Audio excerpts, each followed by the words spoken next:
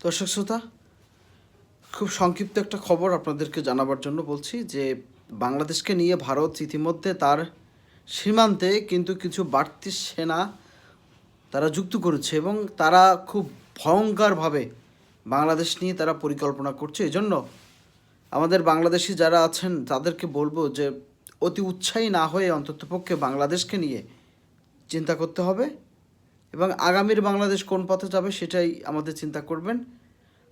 সবশেষ যাওয়ার আগে সবার কাছে বলবো, please subscribe and continue with us.